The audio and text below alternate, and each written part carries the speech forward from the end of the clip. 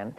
I'm the daughter of Tom Howard, who was the photographer who took the picture of the first woman ever to be electrocuted in the state of New York.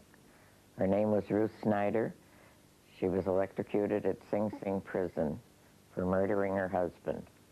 Ruth Snyder's picture became an idea from stimulated conversation among newspaper men.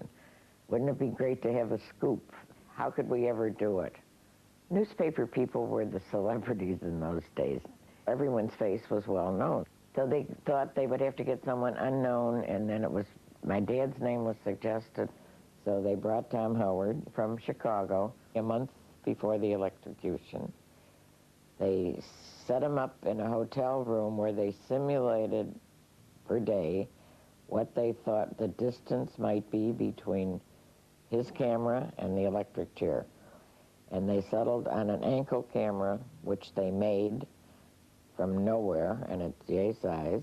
He had one shot, had to put his hand, had to aim his shoe toward the chair, and then he pushed the button in his pocket and hoped that it worked. And then he left, after all this horrifying scene, out to a waiting car.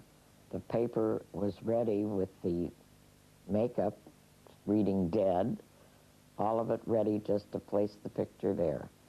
The next morning, 1 million extra copies were sold. Quando a colonização da América termina, a pena de morte é uma instituição. No início do século, a maior parte dos Estados americanos adotam a cadeira elétrica.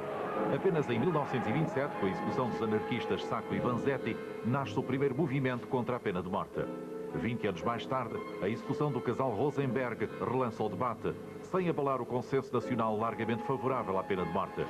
Após uma moratória de 20 anos, a partir de 1976, são levadas a cabo mais execuções do que nunca. Profundamente vergadas ao preconceito, elas atingem principalmente os negros americanos e as minorias étnicas. Em 1997, 3.300 presos aguardavam no corredor da morte. Entre eles, Carla Tucker, executada por injeção letal em fevereiro deste ano, após ter suscitado uma viva emoção, embora em vão.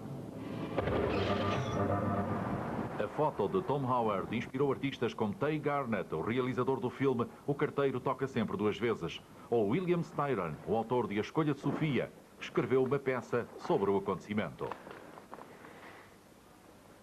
I was inspired to write a play about this story because there's something about the Ruth Snyder case that arrested the American imagination. It was symbolic of crime and punishment in America at that time, and also symbolic of the death penalty, because never before had the death penalty been so garishly and anatomically exposed. Temporarily, this photograph caused a flurry of protests in the United States, largely led by feminists and anti-death penalty protesters.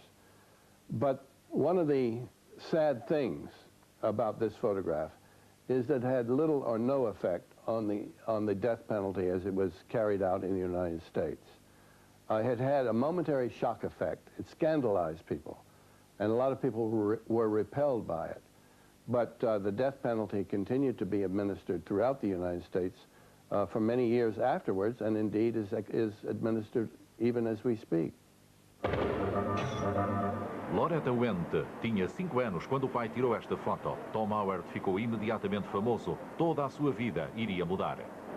I remember the first time I saw this photograph, so much as I remember all the happiness that was emanating from the room, all the people saying, "You made it, Tom, your dad got the picture." Everyone was very happy. So at no time did I know it was a sad picture. Professionally, he became a boss from that day forward. One of the presidents of the White House photographers, president of the Chicago Press photographers. So he was high up there. Through the 70 years, this picture has been discussed in every possible manner as almost a mission impossible. Became the greatest news picture of all time.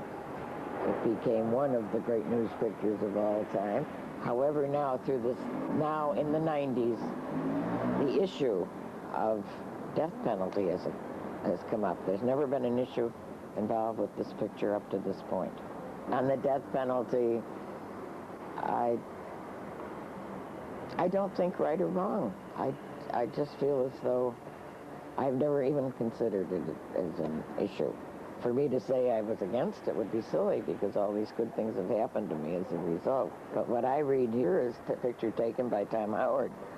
I don't see Ruth Snyder as dead or alive. I don't really see her there.